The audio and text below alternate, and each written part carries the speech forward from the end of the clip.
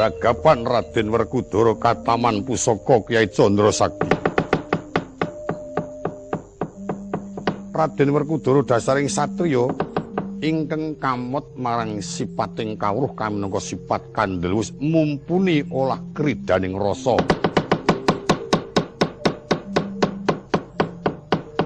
Ing kono istine manah arsa matek marang daya panguwasane Aji Bandung Bandawasa.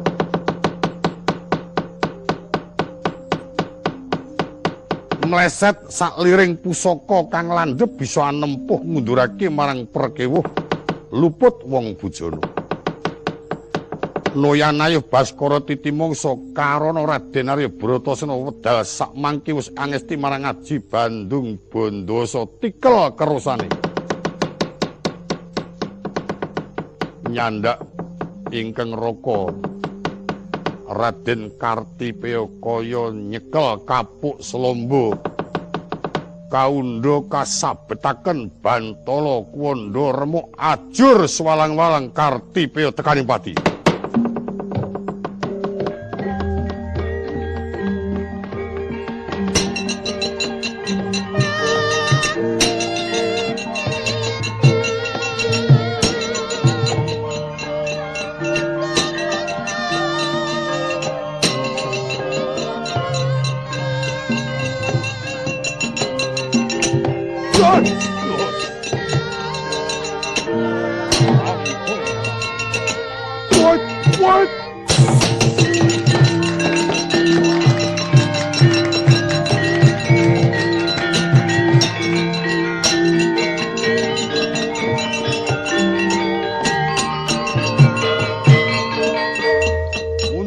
Wadya bola pating glembor pating jerit awit sang cucu ing ngajurit tekaning pati.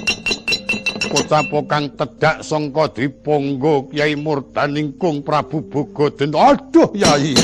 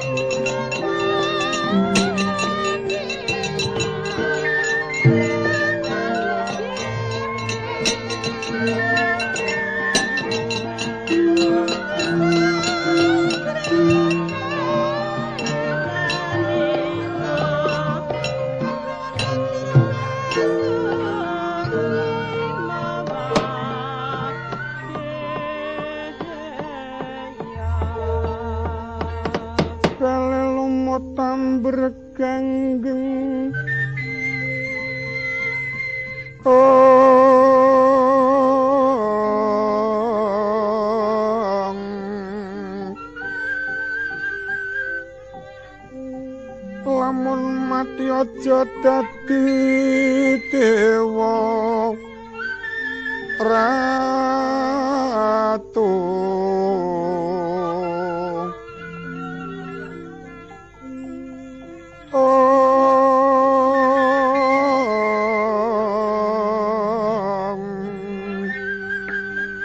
Sukma ilang kontrang kantringan ontating sukma dedencengan kaya ganggeng kulawan lumut manut ilining tirta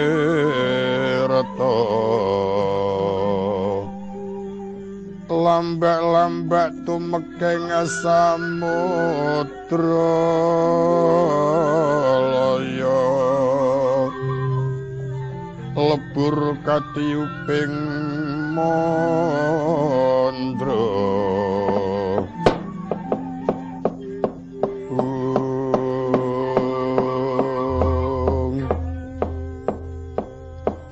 kadangipun Kakang Yayipun Kakang Turwa saklipan ora ngimpi yen Dimas Kartipeya disiki swanana ngayunan padha. Pun Kakang Pacak lan pun Kakang percaya minangka jucing ngajuit ngeswi para wadyabala Turilaya Wusana. Wandamu ajur dadi swalang-walang paman apa nggih Kartipeya ajur wandanipun dadak njumputi awit nek ora dijukoki mbaka sithik ora iso kumpul dadi siji mengko malah dadi pating blesar ora karu-karuan sirah dhewe sikil dhewe nek nganti mengko ora iso kumpul sirahe goleki ragane nanggonku rak cilaka jenenge glundung prenges wong pringis kok prenges untune gedhe kados pundi paman wis aja tok tangisi upama tok tangisana malah nyudakke kaprawiranmu ora bakal bisa pulih kaya wingi wuni pawartane kang wis tak tampa gotek ing Prawadyabala matine Kartipeya iki mungsuh karo Werkudara. Mongko idamamu sangka Turilaya rikala semana tekan Ngastina bakal malas ngudi tuwa lara wirang harak bisa ketemu Werkudara iki ateges bejamu. Yen pancen nyata-nyata kowe arep ngancam Werkudara matine Kartipeya kena kanggo jalaran Werkudara kudu tok tugel gulune. Dimas Kartipeya menika lajeng kapasrahana dumateng Prawadyabala pados dipun rukti mesaken. Bocah Ngastina, lho. Kowe golekana kuwi bocah tukang kayu kuwi kon gawe pethi. Iku wondo ajur kau niki mengko dijukuki ya. Nggih. Aja nganti sing kliwatan balung sing pisah dikumpulke. Sendika. Kanca gawe pethi ayo kanca gawe goplak gaplok. Sampun dados pira kuwi? Kalih. Wis. Mayite mung siji. Amangke sampean tembile iki. Apa anggap nek nyawaku wis injen-injen ngono. Tendang sisan ora. Aku urung arep mati sih arep kepengin mangan pedes asin. Pengen arep ngomong bojo. Anake ora malah bojo. Ora patut ban Werkudara boga dentoh tali ngono.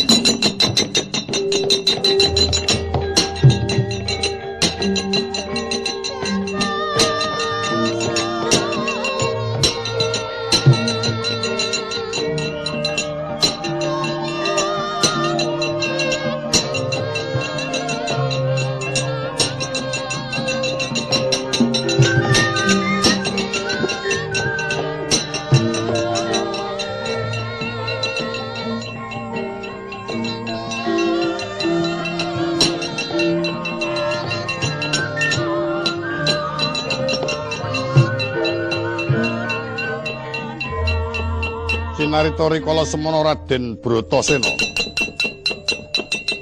wis prisa yen to inging Raka Kartipeya tumunging pati uninga bilih Kang Raka boga denta manjing ajurit ora bakal miris malah saya mongkok manahipun. Esti mana arsa jumangkah arsa mrepeki Kang Raka Prabu boga denta kocapa kang niyup saking Jumantara Kang Raka Nata Ndrawati lerena dhisik Dimas Werkudara.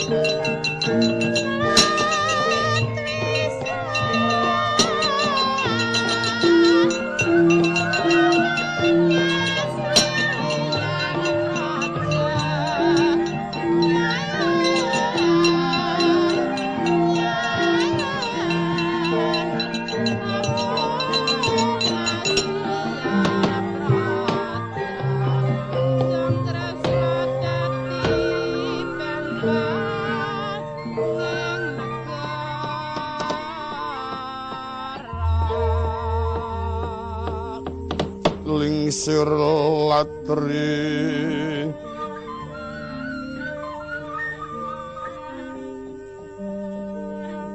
katekaping Brahmana mangsir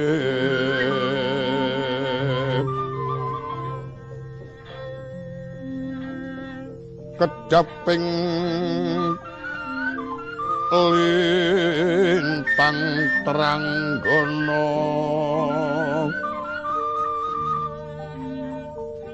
enggagono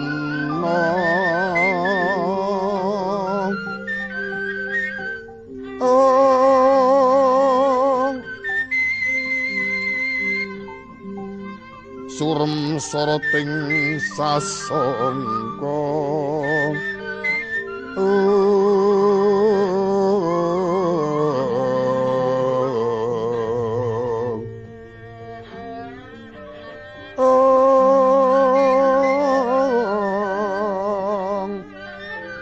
ler sang Dwijawara madhar ing pameti ing karna rumeseping rasa tunggal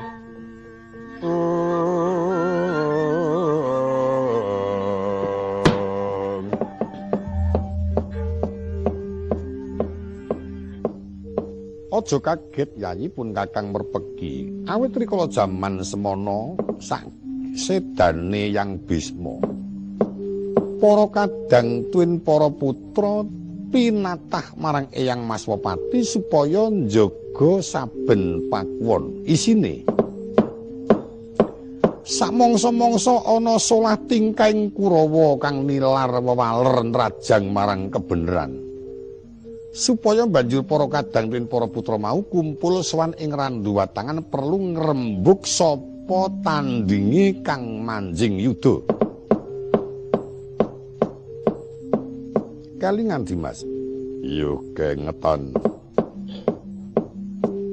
Iki mau Dimas gawe kurban. Aku weruh yen Kartipeya tumeka ing pati merga Dimas Aryasena. Ora dadi apa. Nanging bareng pun Kakang mangerti yen to Dimas Bugadenta ya yayi ing Turilaya maju. Dimas bakal jumangkah ora wurung ngadepake senopati ing mangka iki tetep senopati ingkang dipestekke marang Kurawa kudu nganggo ditata utawa ora nggugu kersane dhewe. Iya. Dimas Werkudara tak tetepake utawa tak suwunake ana kersane Eyang Maswapati jumeneng senopati nanging kudu nyuwun pangestu lan lilane para pinisepuh. Dina iki pakuwon Randu Gumbala ing Kurusetra tinggalen ayo pun Kakang derekna sowan ana Randuwatangan. Iki genah yen Kurawa banjur nindake marang Durangkara ngeculake senopati colongan kang isine bakal julung tungkul para kadang-kadangku ing Amarta. Tresna sinayeng manggelung mangruk mining Cakra Baskara kumitiraning asta aning asta ngelingana doaning telenging guwa Pancatnyana pinetik winejang mring Sang Padmanaba diwikraman lir sagunung-gunung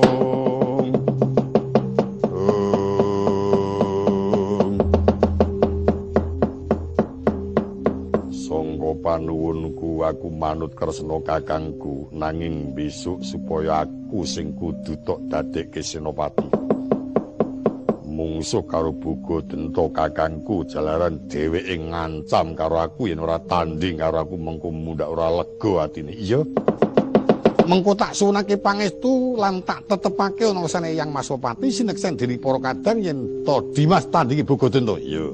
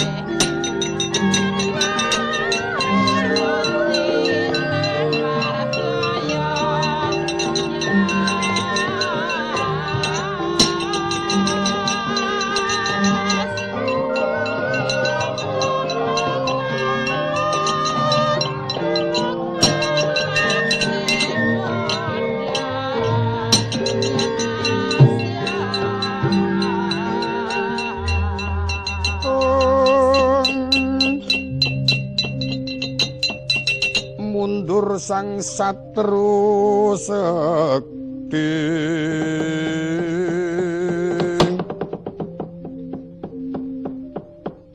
anlusuk jroning wana ngatur Prawandawa kang lumayu anilara ing ngalaga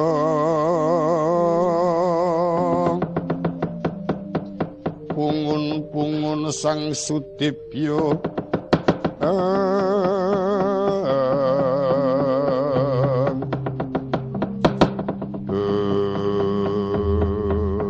aman apa nggih Werkudara Semar kula mlajar man oh nggambarke yen pancen miris karo kowe malah yen perlu golek ana sing nganti kudu bisa ketemu. Werkudara dipun tututana gempuren barisan Pandhawa. Iya, Mas.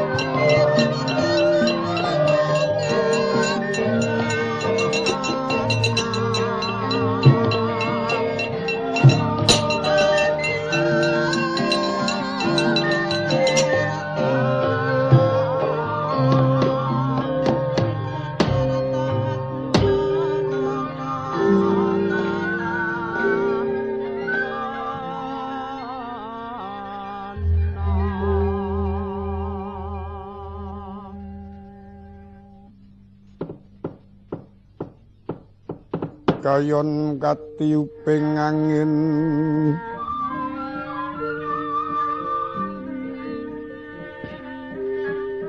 sumia swaraning karengyan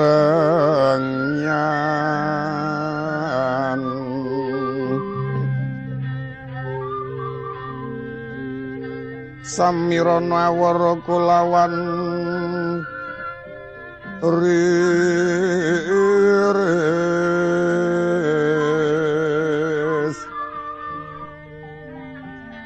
lumrang gandaning puspita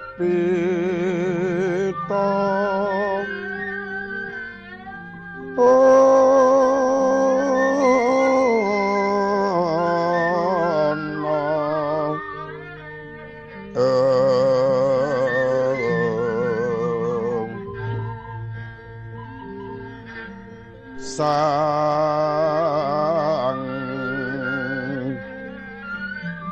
pandita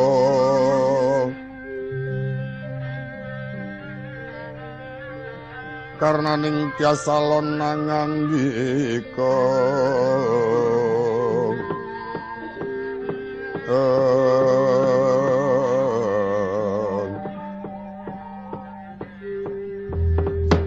ucapatang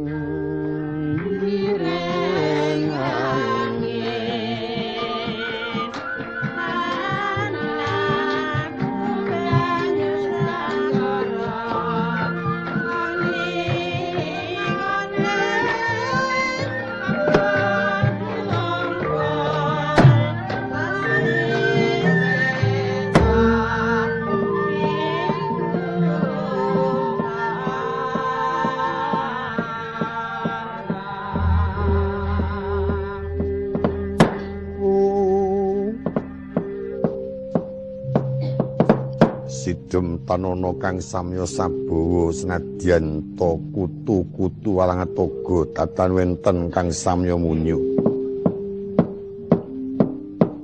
rikala semana akeh mandira kang samya rebah ambelasah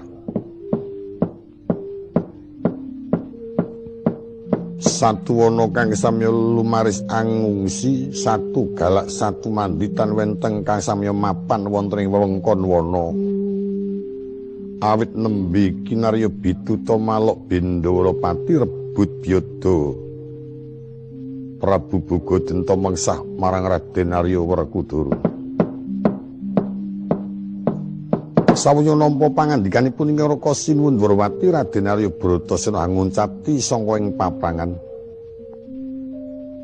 mongko king penggalih Sri Buminata ing Turilaya yen ta kawistara sak arga suta gedhene arga wis ngarani Gunung Suta anak sak gunung-anakan gedhening penggalih kagungan panginten yen ta Raden Arya Sena wis kelindih yudanira ngunduri ing peperangan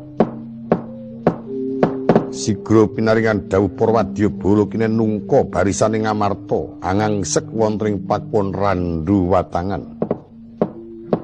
sangka mangka king manah para wadyabala mawarna-warna solah bawane ana ingkang mameraken plajaring turangga ana ingkang mameraken gedhening dwipangga ana ingkang mameraken landheping pedhang ana kang ngumukake dawaning tumbak uga ana ingkang mameraken marang kasudibyan ana ingkang olah kredaning peperangan saweneh ana ingkang remen amemaos nrajang tepasing wana yen to kacarita lir sela blekiti sela wis ngarani watu blekiti semut ka semut ingkang mijil sanga watu ora ngitung bebaya ing margi kacaryan kang den ulati daya-daya bisa maguting ronanggana hangayunaken marang yudaning para satriya Ngamarta dasari kala semana wis wanci mangsa kasanga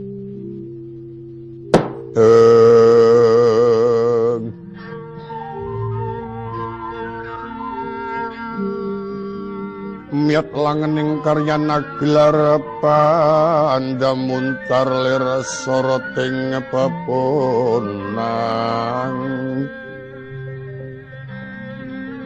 lir soroting pepunang surem tanpa padang kasongan pajaring purnaming gegono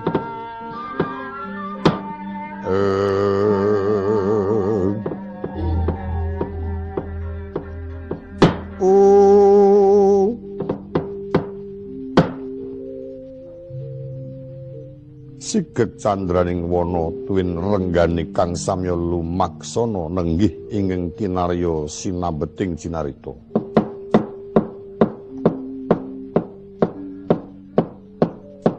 Raden Arjuna kang tatkala semana tinanggenah pacak pabarisan angubengi wewengkon ing pakon Randu Watangan mung kanthi para abdi perpat Punakawan rinten kaliyan dalu mung tansah aminta siing Bathara.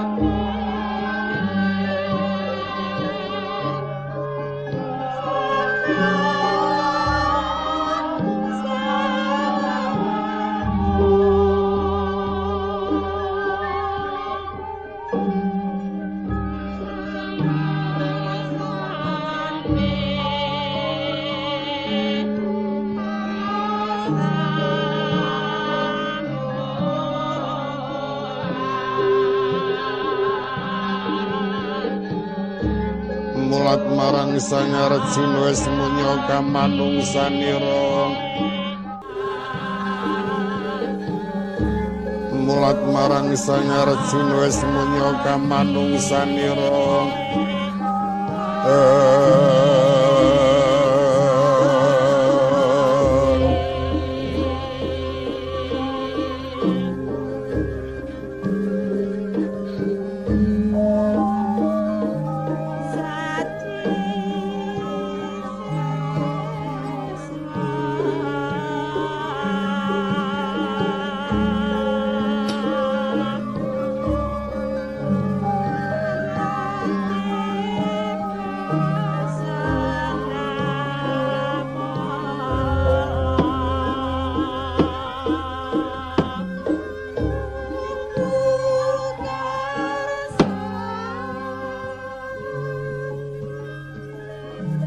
sini gegenti Kang Winarasita.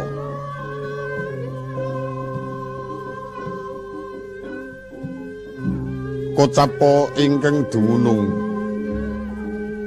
ana tepining pakon ing Randu Watangan.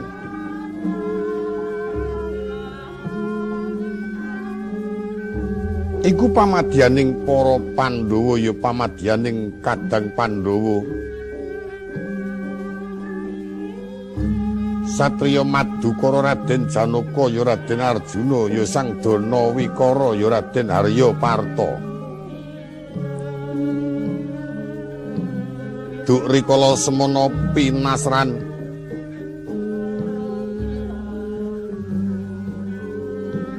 jagi wonten sakjawining pakon ing Randu Watangan senajan toragi tebih marang pakonipun ingkang eyang tuwin sedaya para kadang parandiri datan keguh marang perkiwuh datan tipis ing penggalih senadyan tawana kang katrajang wis kaluka yen to satru mara satu mati jalma mara keplahi kondange akeh satu galak satu mandi kayu ingkang angker lemah kang wingit ewa semono senajan tuake satu galak satu mandi mambu gandaning satriya kang ngandung saksana saknalika lumaris anggendring adrih yen to kapraban pawasaning satriya gentur tapane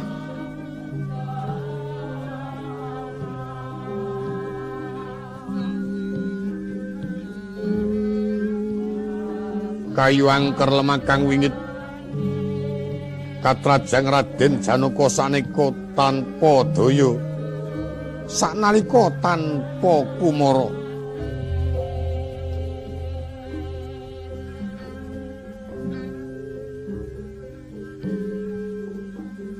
setindak nulis jangka mangu awit menggalih sak sedanipun ing Eyang Begawan Sita tatkala semana sanalika dadya pangrasa tuwin tansah den penggalihaken awit rumaos yen para kadang kaecalan marang kekiyatan ilang sifat kandele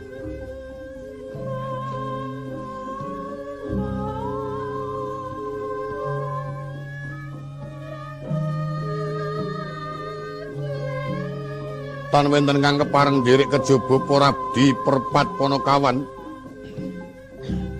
pusakane para satriya Pandhawa ing lenggahing karang kaburutan Kilurah Semar Badraraya ya Kilurah Nayantaka Marga Ewuh Bojogati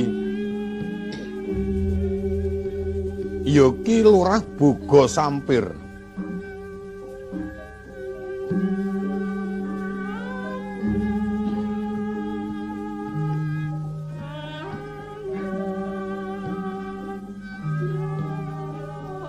akan tikeng putra tiga pambayun Kelurahan Logaring Panenggak Kelurah Kantong Bolong Pragil Kelurah Bagong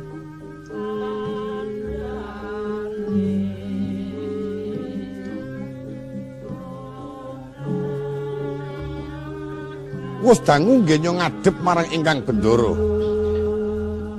Ewa semono dereng nampi pangandikanipun katitik pasuryan Raden Janaka Yayah Amengku Sungkawa.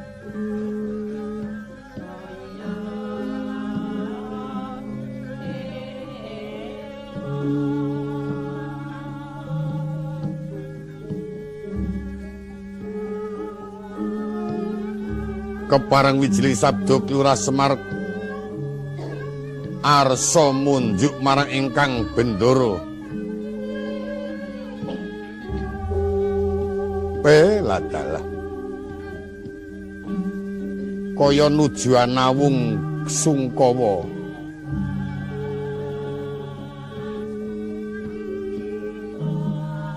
Gus Arjuna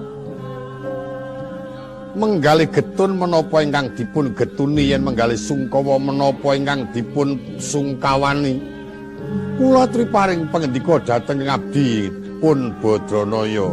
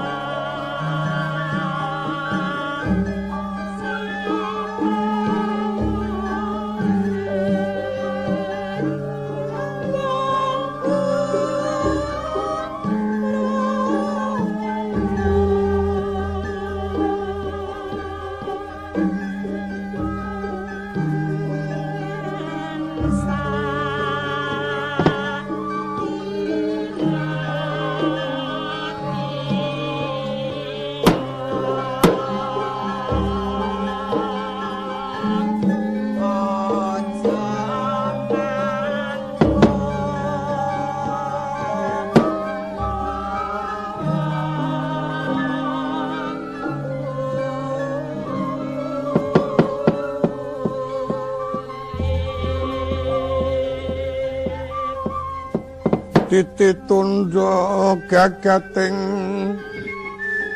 ngarang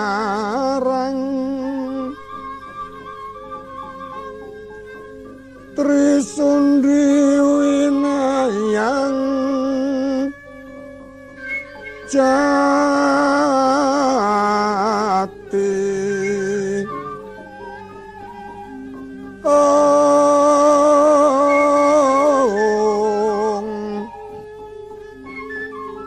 kapat mongko kalima candala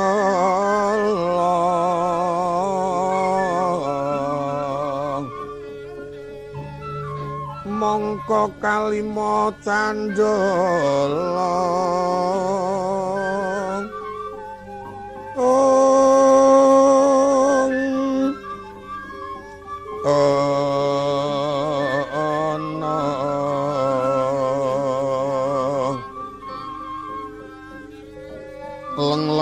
jagat sanyata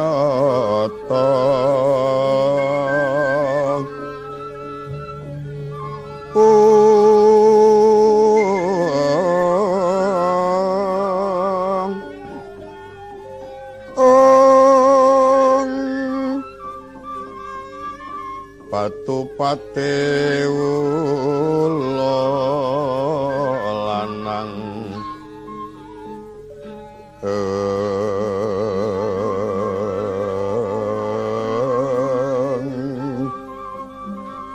pangiriting kebut dungkul sasi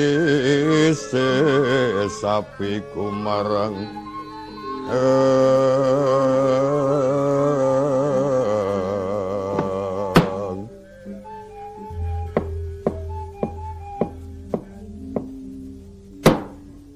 kaya tinotok Brajadenta.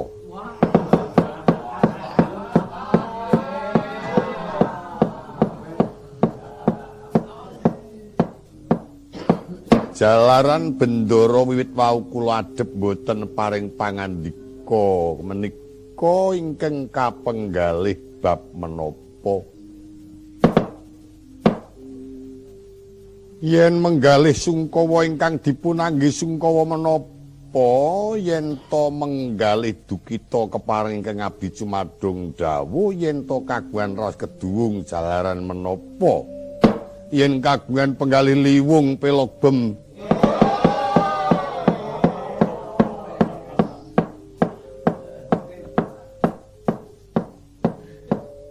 nolo goreng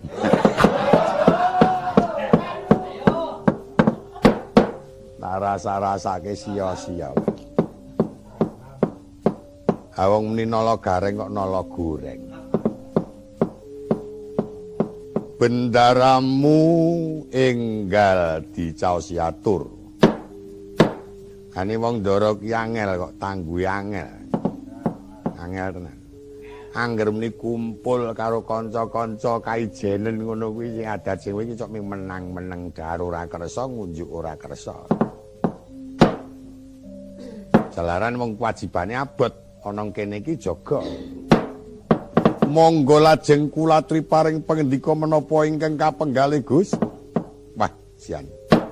Ya Karangdara Janaka ki keduwung. Anggone keduwung ora kok merga le Brantayuda. Ora merga le jumeneng dadi sapu kawating negara, nanging le keduwung ki jalaran Ndaraseta gugur. Para tanal gareng aja nganti kadaluwarsa becik bendaramu lipuren supaya kersa ngendika nganggo dolanan sakarmu. Wis prayoga caosana kleningan sing apik ya. Wigatekno sinom parijata Pak. Iya to, Le?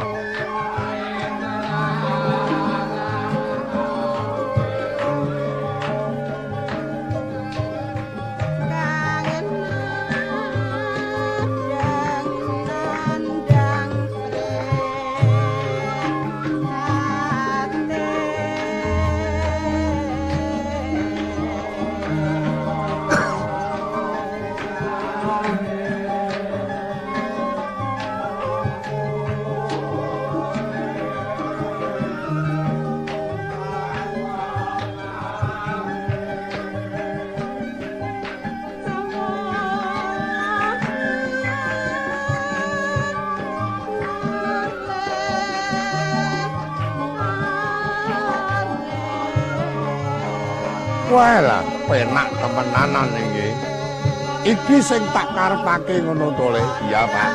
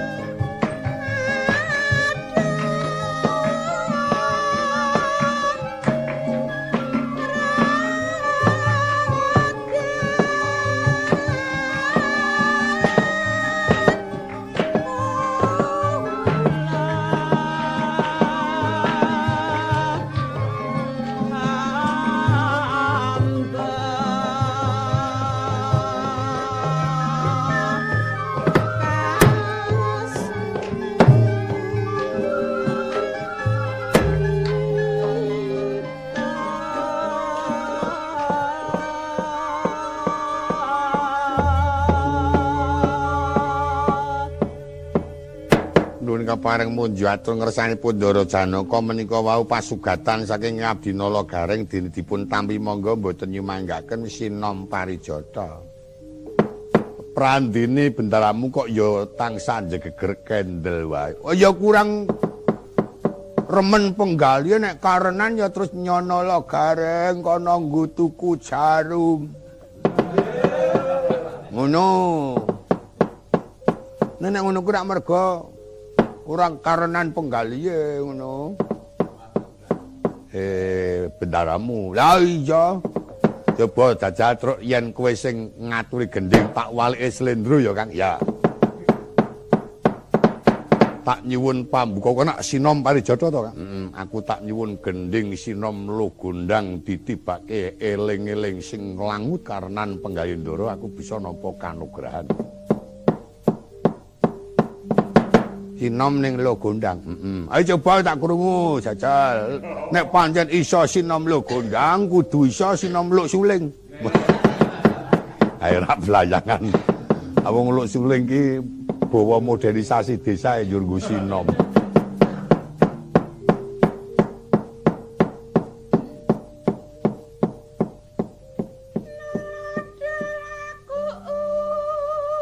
Iki kudune wis tung-tung deng.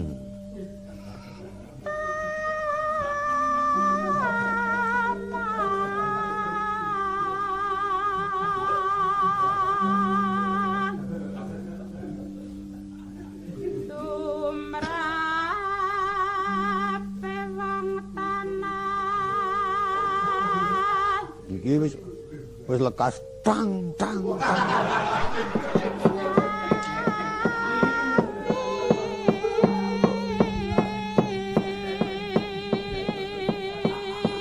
Daud.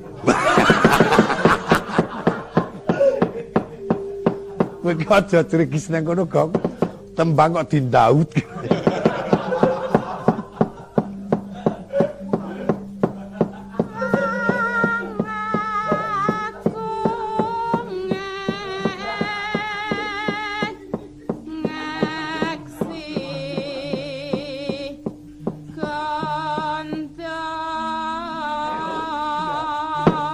Engko tibane ladrang nong ning nong nong ndang duta duta ndang duta yuk gareng gerong ala ose mbok mutar ya mengono kuwi sane kowe iki jan pengganggu ora wong agek nembang kok dindang dutak-dutak ta ya ora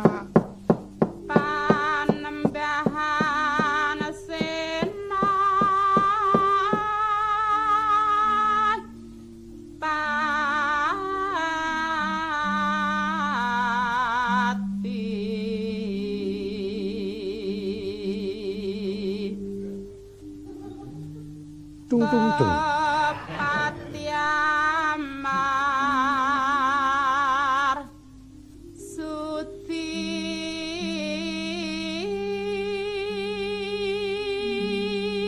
tak plak plak plak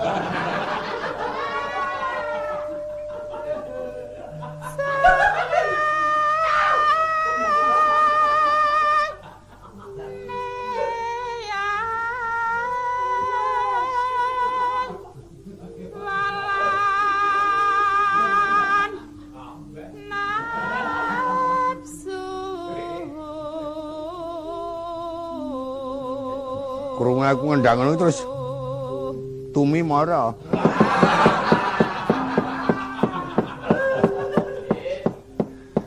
Tak blegi kowe engko angger leren. binapsu tapa brata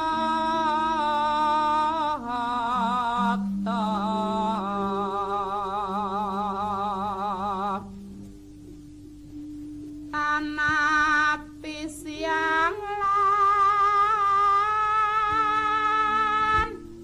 ratri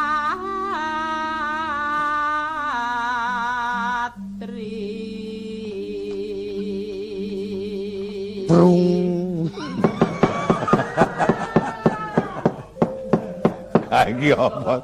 Sing mak prung kae apa? Ndut. Iki salah kasta iki. Ah wis.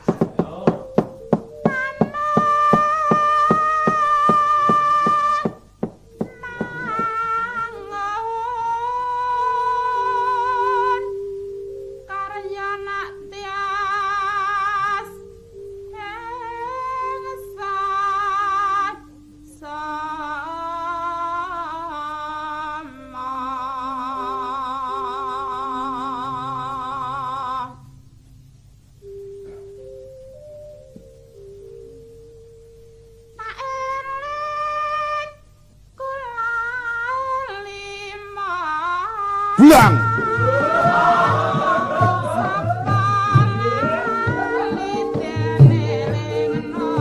Iki apa iki? Dangdut.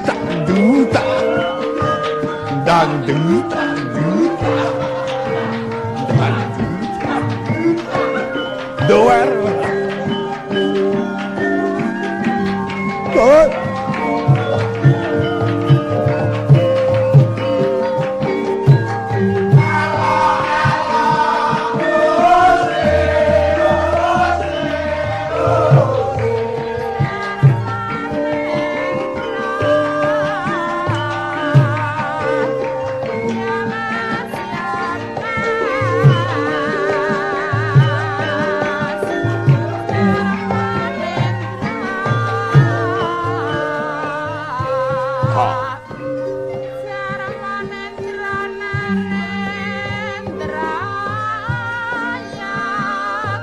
wah, penak banget iki rek. Ayah.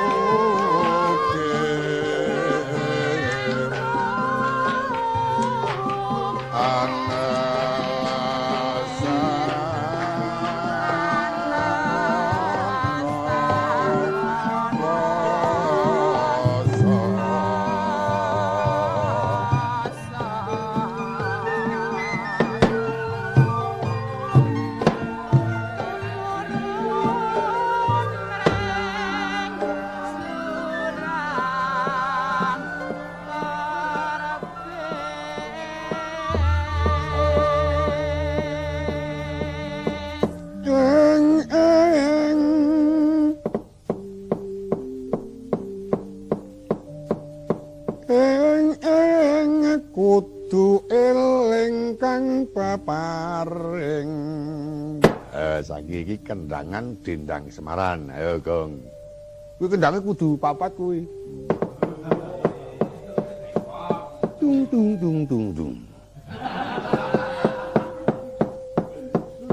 Nanu nanu nanu nanu dung dung dung dung dung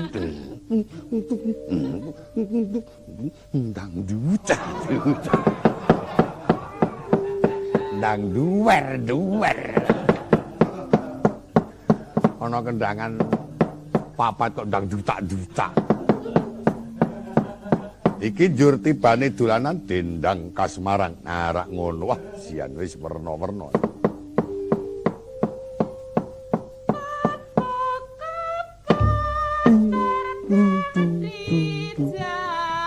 Ting tung ting ting tung ting ting tung ting ting tung ting.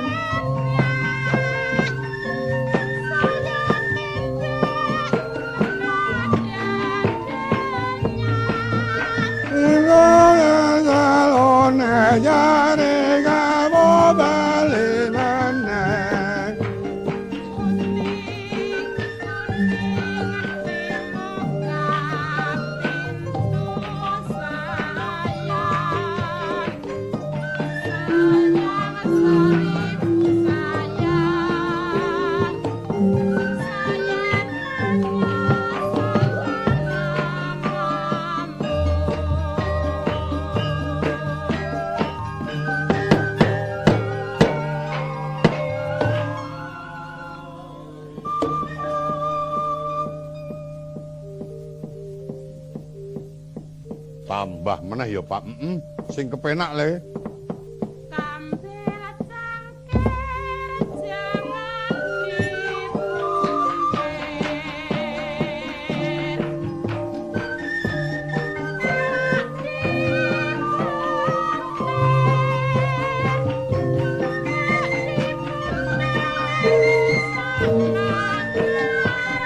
Nyangking ember ngiwoneng linggo cecer nggo tambah kangen.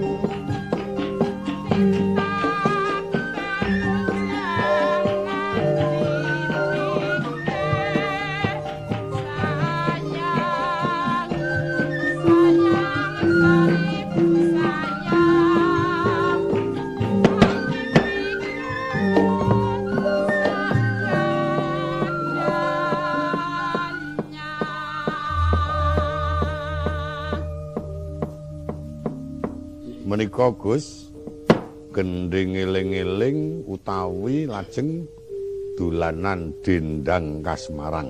Alan. Wah, mesora kersa ngendika kok, Pak. Wah, lah pancen angel tenan, angel. Nek ora ngerti serat ini angel. Nek sing seratene aku ya terus dadi ngono wae. Lah iya. Saiki coba kowe le tak parengake nglipur bendaramu. Aning kendange jebol le. Ae ra iso ana-ana padune ora godak kaya reka-reka. Mbok nek ra iso ngono. Ae jajal nek ditas gending dhewe-dhewe ngene iki. Ora gayeng. Mangke Gus anak-anak kula ing sami gegujingan mbok menawi wonten kalepatanipun nyuwun pangapunten kula cumadong dawuh Den.